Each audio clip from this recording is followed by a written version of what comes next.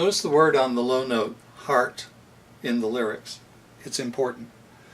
Okay, and now we're into this next measure here. I've covered the major ninth, the major third.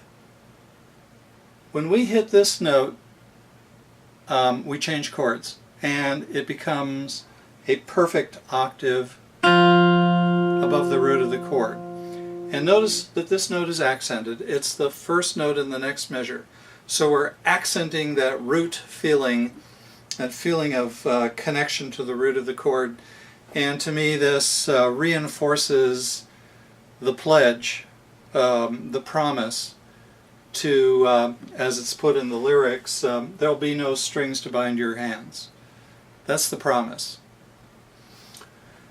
Now the phrase is completed with a few other intervals that are also, I would call them a contrast to the intervals that we've racked up so far, to the interval colors. Starting right here.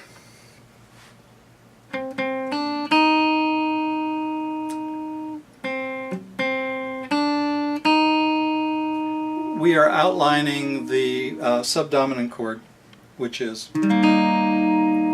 E flat, and we hit the root of the subdominant chord here, gone from the root of the 5 chord, this is the 5 chord, to the root of the subdominant chord here. Now the subdominant chord sets up what is called a plagal cadence, and I'll talk about that in harmony.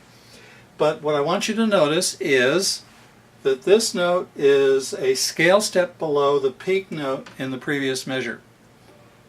That feeling of pulling back from your previous peak note gives that note a feeling of humility, or a feeling of sacrifice perhaps.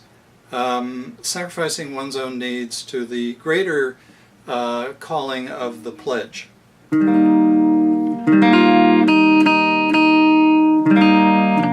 Okay, now I'm going to follow from that peak. I'm on this note now, this is B flat. And B flat jumps off a cliff on the next measure and goes to... And when you hit this note, which is a bit of a surprise, it gives you that, it adds depth to the feeling of a heartfelt promise. Remember, the 5th is full of promise and hope. The hope is to return to the tonic. And so it is ideally placed right here, an accented note at the end of the phrase. I would refer, symbolically I would refer to the top note as heaven and the bottom note as heart. From the feeling of being in heaven to the feeling of being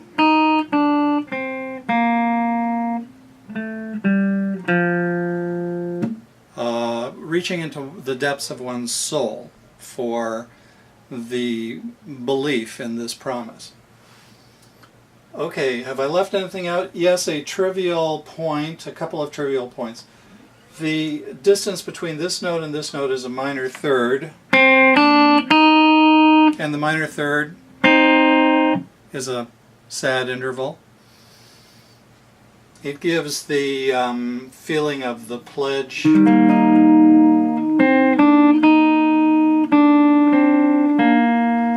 a kind of a sentimental twist, but it's not a standout interval. It's not as prominent as these two here.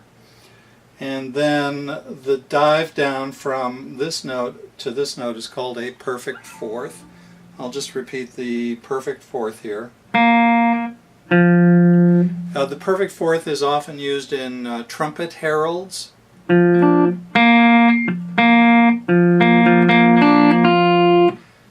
Mannheim Rocket from Mozart's 40th Symphony, I believe.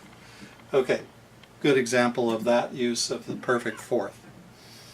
But this note, again, is a perfect fifth above the tonic. And that kind of leads us into the discussion of scale tone mood, which I believe is the next topic we'll cover.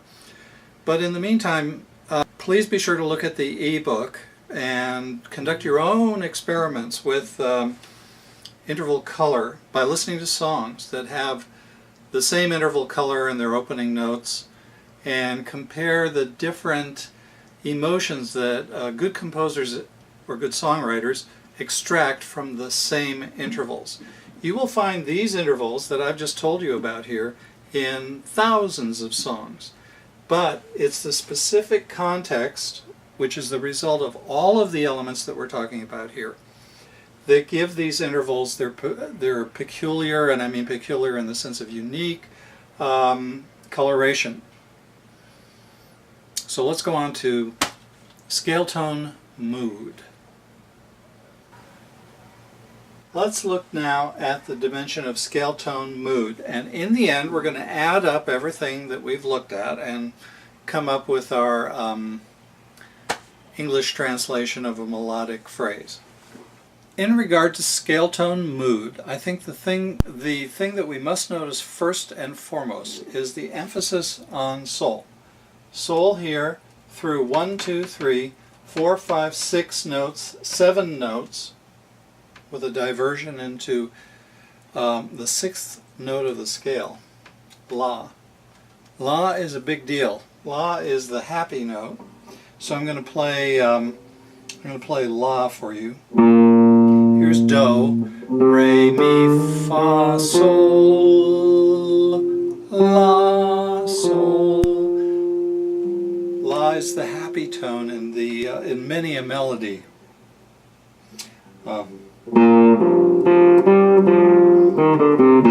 That's from the Renaissance. Re, Mi, Fa, Mi, Re, Do.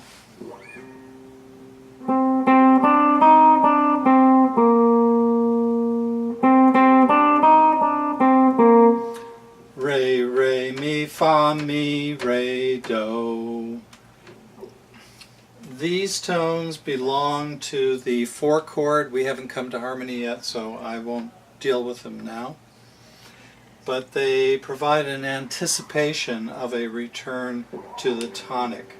And then when we hit Sol again, this emphasizes the faith aspect, the hope aspect of the tonic.